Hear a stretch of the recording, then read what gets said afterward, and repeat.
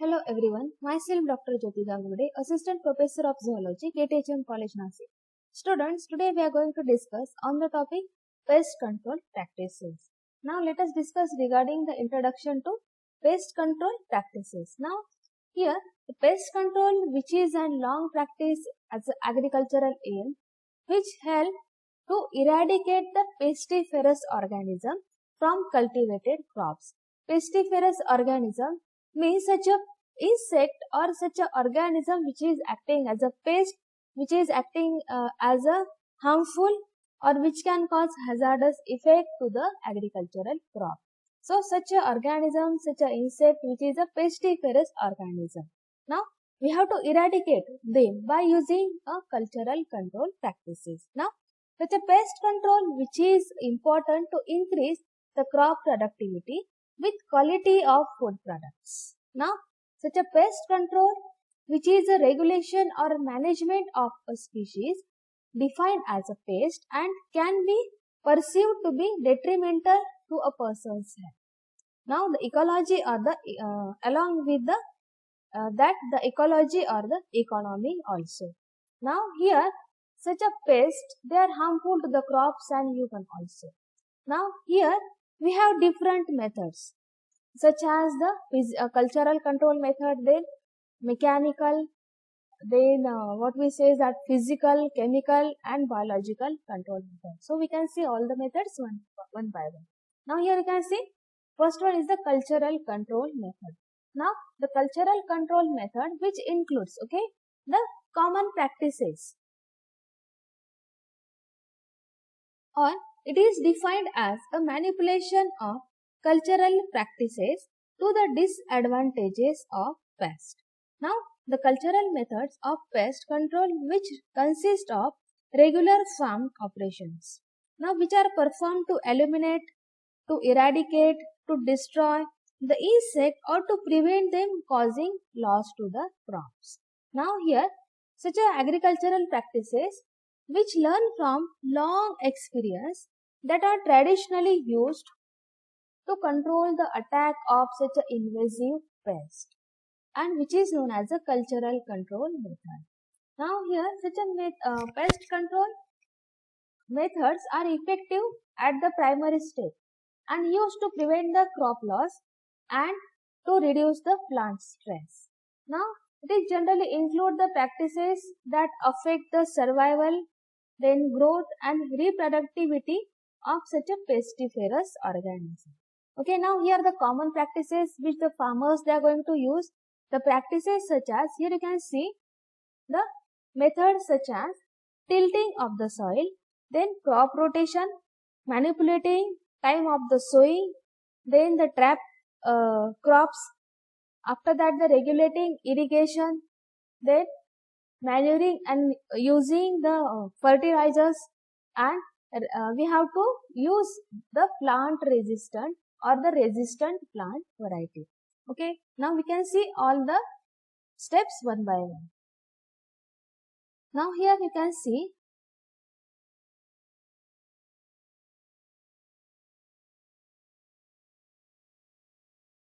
okay.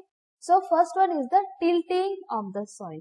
Now the tilting of soil, it is a characteristic of soil such as texture or the characteristic of soil is what? Its texture, chemical composition, its moisture, temperature and soil form, okay, which has direct influence on the survival of soil dwelling insect.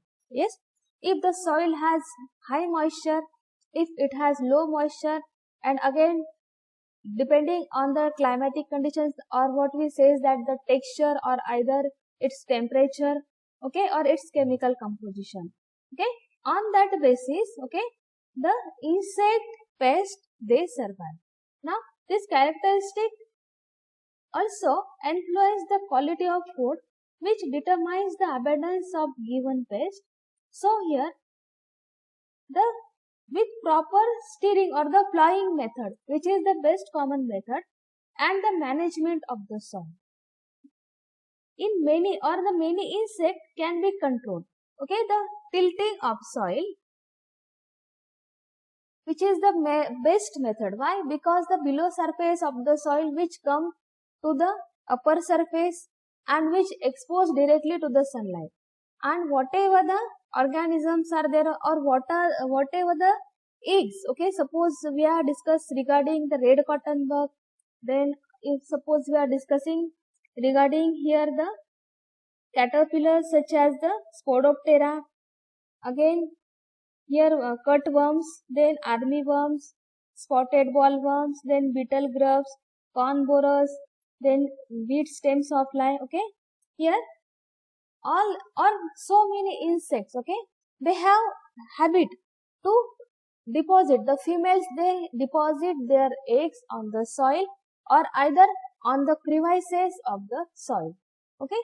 So here the ploughing is the or the tilting of the soil which is the best method, okay. Why? Because such a eggs, okay, they come to the surface, they get exposed to the direct sunlight and they get killed, okay. So this is the best method or the common practice. Along with that, okay, certain developing stages, okay, such as the larvae or again pupae, okay. So suppose they are on the soil surfaces, okay.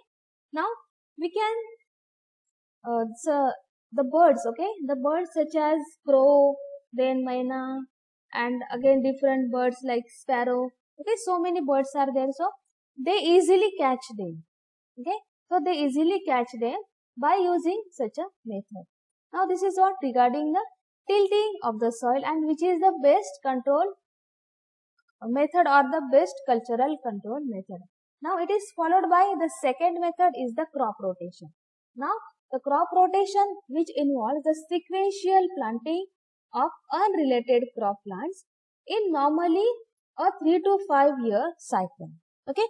Suppose at this year we have to take a crop plant, then next year we don't plant such a crop, again cotton plant, we have to take either sugarcane or either groundnut and different kind of plant. So this is what the crop rotation. Now here such a practice was developed historically for the purpose of maintaining the soil fertility. Now the crop rotation system offer the numerous advantages in soil structure, its fertility and erosion management, as well as aiding in control of various pest practices. This method is most useful for stages such as immobile stages or again soil dwelling pest species and also those pests with a restricted host range or a life cycle of 1 year or more, okay. Now those pests, okay, they can be eradicated by this method, that is crop rotation method. Now such a value of crop rotation which is limited in control of highly mobile insect, okay. Now this is what regarding the crop rotation and this is a common practice. Now after that the manipulating time of sowing. Now here the planting and harvesting dates of some crop can be altered to reduce or to avoid potential pest management. Now the plants they are generally most vulnerable to attack of pests during the seedling stage. Now it will also known the fact that many pests have distinct seasonal peaks of activity and has synchrony with cultivated crop. Suppose here we are taking example, okay. If the time of sowing or the planting of the crop which is carefully manipulated, okay. Suppose two farmers are there, okay, and two farmers they sowing the seed same time, okay. So what happens? Such a pest, okay, they may get interchanged if the same crop is planted, okay. Then what happens? Same pest they get attacked to the both the fields. And if we can suppose change, okay, we can change the sowing time of one crop and another, okay. So if we can change the time of sowing, okay, then ultimately the harvesting time which is different, okay. So suppose the developing stages of this one field which cannot adapt to another field. This is what the manipulating time of the soil. Now after that the next point is the trap crop. Now, some early crops, they are sown in the narrow strips around the major crop to serve as a trap for the pest. Now, the trap crop can either be harvested early or otherwise cut and used as a fodder. Here, the preferred host plants can also be grown around the valuable crops, and then the pest has appeared, they can be cut and destroyed. Suppose the common plant, that is bhindi or okra, which is a good trap crop which can be sown around the cotton to attract the jassids and against spotted bollworms, right? So similarly, the sesame can be used as a trap crop around the cotton field to trap red hairy caterpillars. Suppose you are familiar with the red cotton bug, okay, which is the pest of cotton plant, okay, and such a red cotton bug which is also a pest of bhindi, okay, or the lady's finger. Now suppose we plant such a lady's finger in the cotton field, okay, then what happens? The attention of such a pest which is attracted to the bhindi plant and which can cause less harm to the cotton plant. So this is what the trap of the crops. Now after that, the next is regulating irrigation. So when water is applied to the field by flooding, a large number of insects present in the soil are drowned. Okay, some of the others are driven out and exposed to their natural enemies. Now, after, okay, the plants such as the alfalfa, okay, suppose such a alfalfa crop is harvested. So, here the caterpillars, they remains in the field. Okay, such a field should be irrigated and the pest is killed by drying. Okay, similarly, the cotton bollworms can be shaken off by dragging a rope over the plant and throwing them into the standing water. Okay, so same the thing in case of sugarcane and wheat crop, which can be saved from the attack of ants by irrigation or by irrigating such a crops. Now here the stalk borer of sugarcane, that is Chilo oricilla, which is more serious in flooded areas and therefore irrigation should be controlled. Okay, so two things are there. Okay, suppose such a developing stages are there. Okay, now what we have to do? We have to completely fill, okay, the field with the water, or we have to give irrigation. So what happens? By this method, such a developing stages, they float on the surface of water. Okay, and due to the floating on water, okay, they get die. Why? Because they are not aquatic and they get die. And again, by this method, okay, different birds, they get attract and they pick up them. So by this way, we can also reduce the number of such a kind of developing stages. Okay, so this is the regulating irrigation. Now after that, the manuring and fertilization. This is a very common practice, that is manuring, proper manuring and proper fertilization. Now here, the proportionate manuring and fertilization of soil, which always produces healthy plants, and they are capable of repelling or repairing the damage by pests without reflection on the yield. Here, the unbalanced nutrition to plant expose them to the pest and causes heavy damage to crop affecting yields. Now, this was tested by the example that suppose the wheat crop which is grown on the phosphorus deficient soil. Okay, and here what the such a wheat plant, okay, which is a major crop plant. Okay, so which is grown on the phosphorus deficient soil, which is damaged more, okay, by the wireworm or the wireworm larvae as compared to the wheat crop which is grown on the phosphorus balanced land. Okay, so here what it is, the proportionate manuring and fertilization or fertilizing soil, which is very important. Now again we have example that if we can found the excess of nitrogenous fertilizer which renders the paddy plant more susceptible, more prone to the infestation of brown plant hopper and rice gall midges. Now which can be overcome by reducing the quantity of nitrogenous fertilizer. So here what it is, the proper proportion of such a manuring or such a fertilization, which is very important.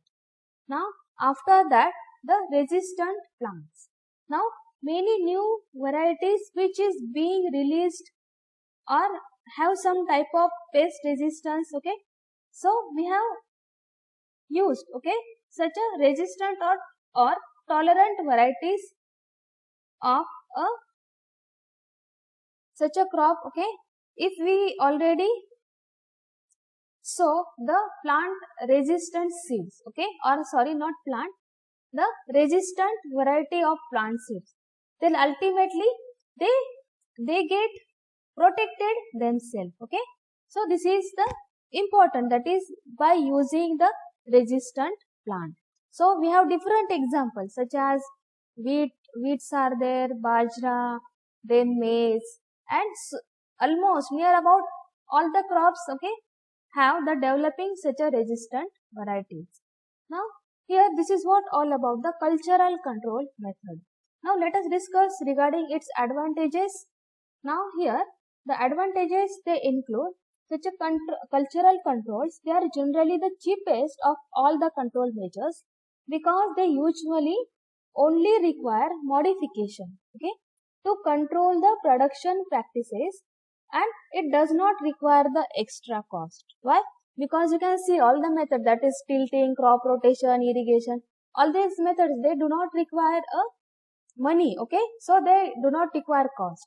We have to manipulate the proper practices. Now here it does not cause pollution hazards as like the chemical control methods. Now but we have limitations of such a cultural control method. Why? Because it requires a long-term planning for greatest effectiveness. After that, the measure which do not always provide complete control and desired control of pest. Then delayed action method of such a control which is difficult to evaluate. So we can use it, but we have to use different practices also, such as a chemical and again biological, or physical. So it has disadvantages, but it has certain limitations also. Now this is what regarding the cultural control method. The next one is the physical control method. Now the physical control measures which involves the use of physical factors of environment with or without aid of special equipment for the eradication of insect pest. Now such a physical control measures give the immediate result, and they are generally popular and convincing to the farmers. Means they are very easy to farmers and they are time consuming also. Again, along with that, time consuming, then laborious, and they are often applied when much damage has already been done. So such a physical control methods, they includes the manipulation of temperature, then humidity, and the use of radiant energies. Now we can see here the physical control methods. Now such a physical control methods includes the by using heat, then cooling by the refrigeration or by means of the cold storage, then light, then electromagnetic energy and ionizing radiation. We can see all the points one by one. Now here the heat, heat which is the first physical control. Why? The use of lethal thermal or the lethal temperature, both, that is high and low, for insect pest control, which is of importance. Now the manipulation of temperature which can be accomplished by various ways. Why? How it is? The use of heat of sun, which is often used to destroy the insect, particularly in stored grains, right? Stored grains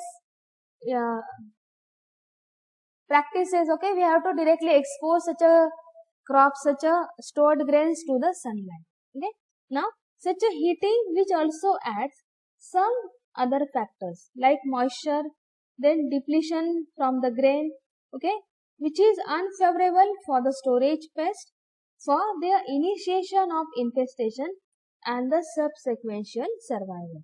Okay, so the proper physical control method, the first one is the heat, followed by what? The cooling by refrigeration or in cold storage, right?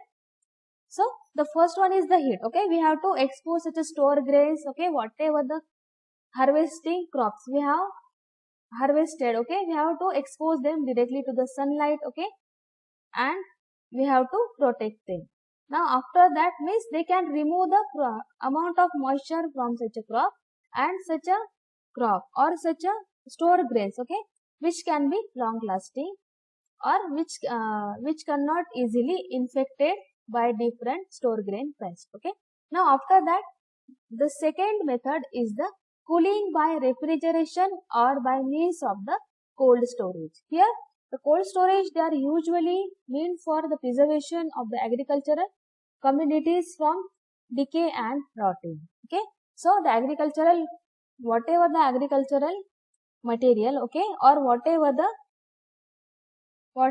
crop, okay. Now here the temperature maintained in cold or refrigerated storage directly also serves the commodities from insect infestation.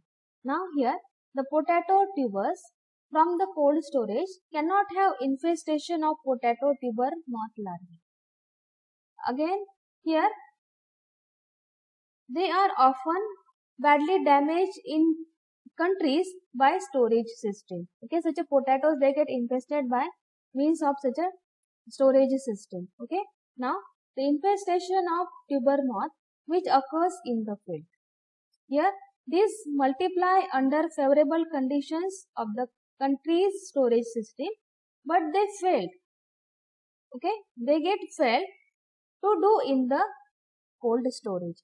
Okay, now here suppose such a tuber moth, okay, which get infested to the such a potato in the field, but if we can store such a potato at low temperature, okay, or we have to cold storage it or we have to refrigerate it, okay, then ultimately the infection or such a larvae they cannot survive to that temperature and they get killed, okay. So ultimately the crop which get protected.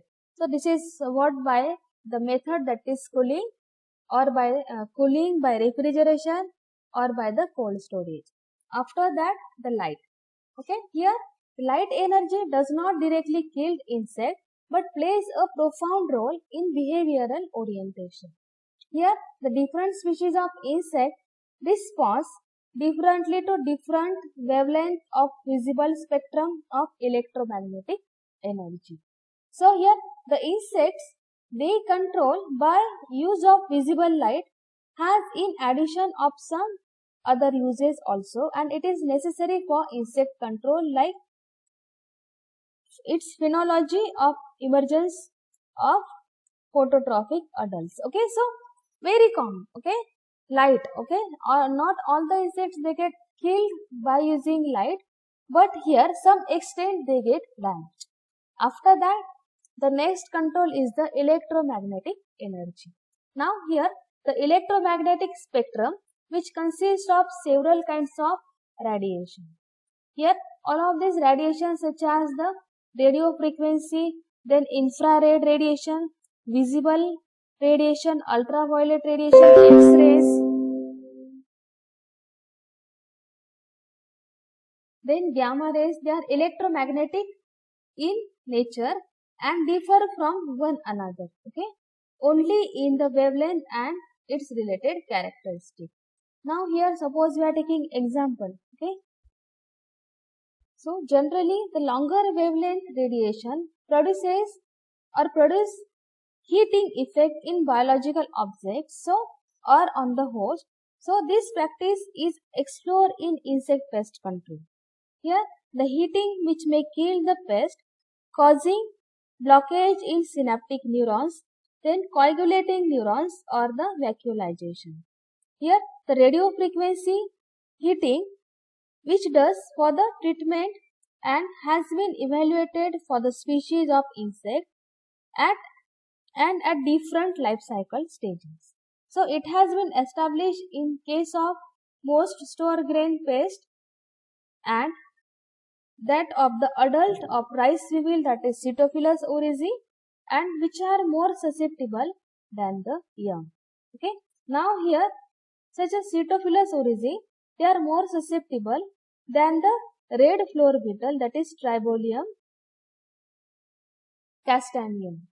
Now here we have to use the insect which gives more response to wavelength range of 253 to 70 nanometer, that is below the UV or below UV to red. Now the insects are more attracted towards the wavelength of UV to blue green region, that is in between 300 to 560 nanometer spectrum, that is red. Again red, orange and yellow. Here they are not that useful to attract the insect. So here what it is actually means, what it is 250 to 70 nanometer range, which is insects give more response, and high range, that is 300 to 560, at that range, the insects they cannot get attract, so or such a range they are not useful to attract the insect. So if we are going to use such a kind of wavelength, so we have to always remember up to the spectrum, that is up to the range that is in between 253 to 70 nanometer we have to use to attract the insect. Now this is what about the ionization this is about the electromagnetic energy. Now the ionizing radiation, it is the another physical control nature. So here the application of ionizing radiation such as the X-rays and gamma rays which control the insect pest and can be used in two ways. The one which is a direct lethal action to the population and other by their capability to induce the sterility to insect even a lower dose.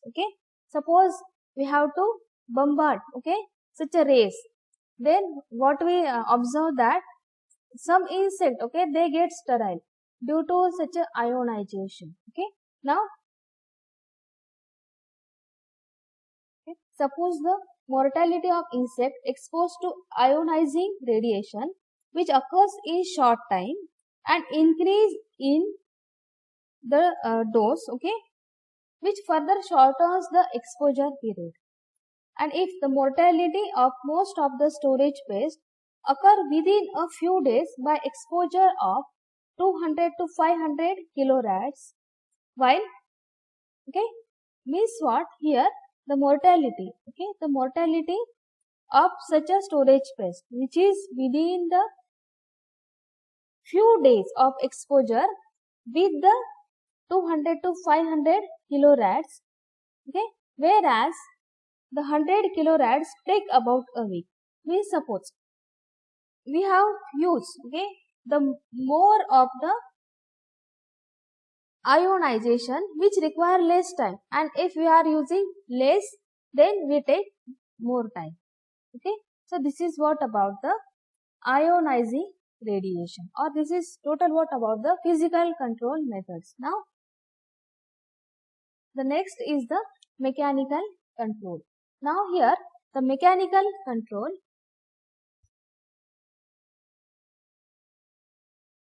such a mechanical control method which is the most ancient method of pest control, and this does not involve any specific artifact to kill the insect, except the use of manual labor. So these methods, they are time consuming and costly but gives quick result in controlling pest. Okay, such a control method such as hand picking of pest and destruction. Okay, suppose we are going to observe the deposition of the egg bunch or either the larvae of pest. Okay, we have to hand pick them and destroy them, or we have to dip them in kerosene or particular concentration of pesticide. So we have to kill them. Okay, another method is using hand net and back net. Okay, by using such a nets, okay, we have to collect the either insect or the developing stages and we have to properly kill them. Then beating and hooking. Okay, beating and hooking such as the house flies. Okay, here the house flies, they can be killed using the fly flappers, and here the locust which can be killed using such a brooms or thorny brush or a effective beating method, or by using such a that is by using the hooks. Okay, or such a hooks they made from the iron. So this is very common practice. Now after that, sieving and winning. Okay, sieving and winning. Here this method which is generally used for stored grain insect and which is very common, and you are familiar with this also. Here a good number of insects are removed with this operation, properly sieving. Okay, sieving of such a store grains. Now particularly the grubs of pest and such a pest, they hiding in the store wheat, rice and jowar and different kind of store grains. After that, collection and destruction of infested plant part. Okay, collection and in this method, particularly the borers, okay, or the internal feeders, they can be controlled. And I think you are familiar with the borers and internal feeders also. Internal feeders such as the jowar stem borer, right, brinjal fruit borer, then again mango stem borer. Okay, if we can find them, okay, we can observe them. So we have to collect. Okay, we have to remove such a plant, either the stem, okay, either the part of that plant or the tree, okay, or such a crop. So collection and destruction of infested plant parts. After that, here you can see the speaking of pests in their boreholes. So here this is very important. Oryctes rhinoceros, which is a pest of coconut palm. Okay, so the adult of this insect, they bore just below the crown and causing the death of plant. Now the presence of such a borers can be detected by sawdust like material accumulated at the bases of infested trees. Okay, so what it is? The spiking of pest in their borer holes. After that, mechanical drag. The mechanical drags to crush the insects on the ground and have been used against the larvae of Spodoptera, but are again what is it? Which is a common and absolute method nowadays. Why? Because they have to kill the developing stages, that is mechanical drag. Then losing of hoppers of locust. Here the nymphal stages. Okay, in nymphal stages of the hoppers of locust, which occur in masses and they are incapable of flight and can be here herd up into the large pits or either trenches, which then can be filled with the soil to kill them. Okay, dosing. Okay, dosing method is the best common. Then using mechanical traps for insect. Okay, here I think you are familiar with this. Okay, mechanical traps are there. We have different insect traps such as cricket trap, then housefly trap, again then light traps for cricket trap for the cricket. Okay, then housefly trap for the housefly, then light traps for the butterflies and moths. Again here electric trap. Okay, so we have different type of traps or to collect or kill the insect. After that, banting of fruit trees. bending of fruit trees, which is a particularly or effective against caterpillars and ants and crawlers of mealybugs like here Drosica stebingi, okay, which crawl up the trunk from the soil to the shoot.